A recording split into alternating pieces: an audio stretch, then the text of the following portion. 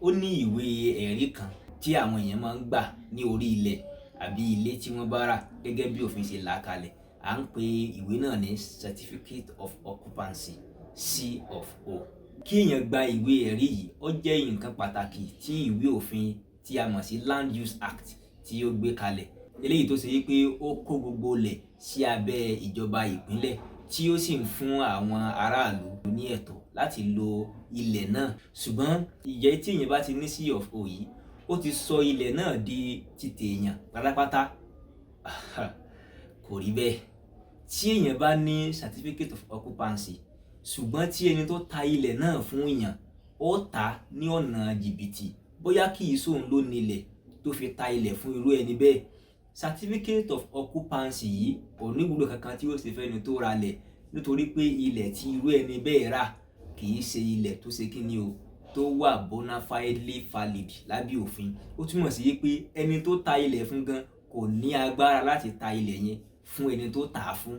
Nígbà tí kò sì ti ní agbára láti ta ilẹ̀ náà fẹ́ni tó tà á fún, gbogbo nǹkan tí wọ́n bá ṣe lórí ilẹ̀ náà kò sí kankan nù rẹ̀ tí yóò jẹ́ nǹkan tí òfin ó ṣe kíni o, tí òfin ó buwọ́ lù. Nítorí pé ó ní òwe òfin kan tí a máa ń lò ní abẹ́ òfin. Wọ́n á ní nemo dat quod non habet.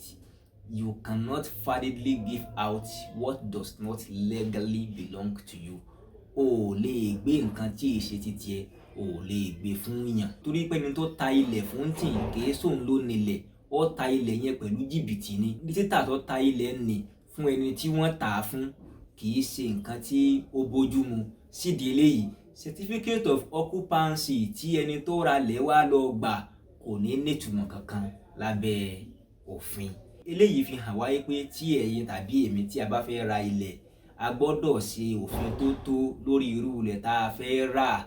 Ǹjẹ́ ẹni tó fẹ́ talẹ̀ yìí fún wa ó ní agbára? Ǹjẹ́ ó ní ẹ̀tọ́ láti ta irú ilẹ̀ yìí? Àwọn wo ló ti lo ilẹ̀ yìí rí sẹ́yìn kó tó di pọ́ bọ́ sọ́wọ́ ohun tìǹ? Ǹjẹ́ kò ní àwọn kùdìẹ̀kudiẹ eléyìí tó lè padà dá wàhálà lẹ̀ lọ́jọ́ iwájú nígbà tí a bá ra ilẹ̀ yìí tán? Gbogbo àwọn nǹkan yìí ni a béèrè tí a sì ṣe òfin tó tó rẹ̀ kó tó di pé a kówó kalẹ̀, a lọ lè ra lẹ̀. Bí èèyàn bá ra lẹ̀ lọ́wọ́ oníjìbìtì, Ọlọ́run ò ní jẹ́ kí a fi owó wa jóná o. Àmín, àṣẹ. Orí ìkànnì akẹ́kọ̀ọ́ òfin lè wà láti Abdullahi Legal Academy. Orúkọ mi ni Abdullahi Adebayo ọmọ Abdulrauf. Títí di ìgbà míì tí èmi àti ẹ̀yin tí a máa pàdé ní yàrá ìkẹ́kọ̀ọ́ òfin ní àyìn tí a sì máa kọ́ nípa àwọn òfin orílẹ̀-èdè Nàìjíríà ní èdè abínibí Yorùbá. Ẹ jẹ́ kí a máa rí i pé à ń lo òfin o.